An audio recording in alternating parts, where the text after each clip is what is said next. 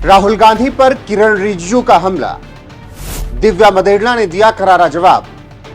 राहुल गांधी देश के लिए लड़ रहे हैं।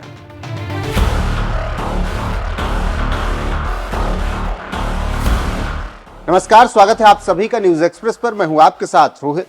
मानसून सत्र आ गया है, लेकिन इस बार बादलों से ज्यादा गूंज संसद के गलियारों में होने वाली है। सवालों की बारिश शुरू होने वाली है। उससे पहले ही सत्ता के गलियारों में अब तमाम बातें होने लगी और सरकार दंडवत विपक्ष के दरवाजे पर कह रही है कि बिल पास करा दो, सत्र को शांतिपूर्वक चलने दो।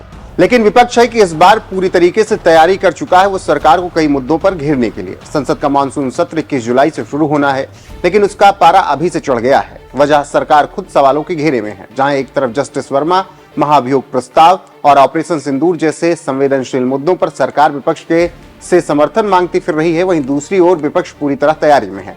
सरकार की चुप्पियों को चीख बनाकर संसद में लगातार आवाज उठाने के लिए विपक्ष तैयार है। सरकार की बेचैनी का आलम यह है कि केंद्रीय मंत्री एक विपक्षी नेता के दरवाजे जाकर समर्थन मांग रहे हैं।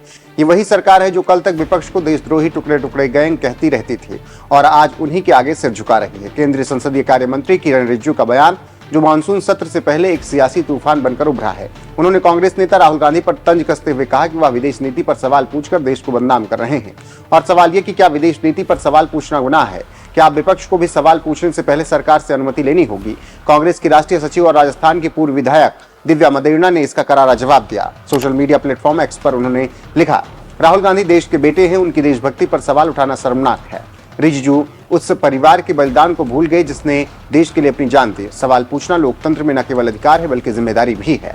दिव्या मदेरणा ने एक सधे हुए लेकिन करारे लहजे में सरकार को आड़े हाथों लिया। उन्होंने लिखा कि केंद्रीय मंत्री का बयान इस बात का सबूत है कि सरकार चाहती है कि उससे कोई सवाल न पूछा जाए। सरकार का मानसिक दिवालियापन उजागर हो चुका है। उन्होंने राहुल गांधी का बचाव करते हुए कहा, वो देश के बेटे हैं जिन्होंने भारत जोड़ो यात्रा के दौरान देश की आत्मा को आवाज दी, जो कश्मीर से कन्याकुमारी तक जनता की नब्ज से छूकर आए। वो संसद में सवाल पूछते हैं क्योंकि वह विपक्ष के नेता हैं और विपक्ष का काम सरकार से जवाब मांगना है। इस बयान ने सत्ता पक्ष को और असहज कर दिया। इससे समझा जा सकता है कि कैसे किरण रिजिजू को उनकी असली जगह मदेरणा ने दिखा दी। इस विवाद को यूं देखा जाए तो ये सिर्फ राहुल गांधी बनाम रिजिजू नहीं है, यह सत्ता के अहंकार बनाम लोकतांत्रिक अधिकार की लड़ाई भी दिखती है। रिजिजू जैसे वरिष्ठ मंत्री जो पहले कानून मंत्री भी रह चुके हैं, अगर वो ये नहीं समझते कि संसद में विपक्ष की भूमिका क्या होती है, तो फिर सवाल सिर्फ एक व्यक्ति पर नहीं पूरी सरकार की समझ पर है। राहुल गांधी का सवाल था, भारत की विदेश नीति इतनी दिशाहीन क्यों हो गई? और इस सवाल से सत्ता क्यों थरथराने लगी? क्योंकि सवाल सीधा सा था और जवाब देना कठिन था।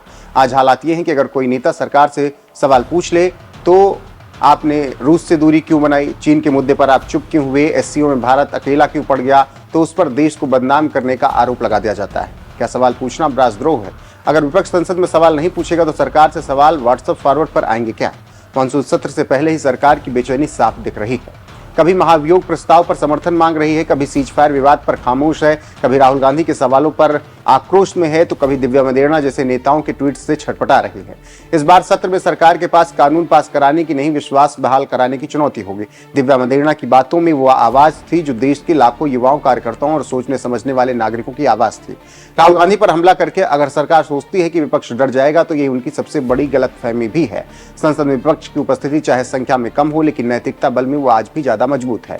रिजिजू है या फिर पीएम मोदी, सरकार में बैठे कोई व्यक्ति लोकतंत्र से ऊपर नहीं। विपक्ष का काम है सरकार से सवाल पूछना और सरकार का धर्म है जवाब देना। दिव्या मदेरणा की आवाज इस बार अकेली नहीं है। वो उस भारत की आवाज थी जो संविधान को जीता है, जो संसद को मंदिर मानता है, जो जानता है कि लोकतंत्र में डरकर नहीं, जवाब लेकर और सवाल कर कर राज किया जाता है। फिलहाल बने रहिए हमारे साथ। नमस्कार।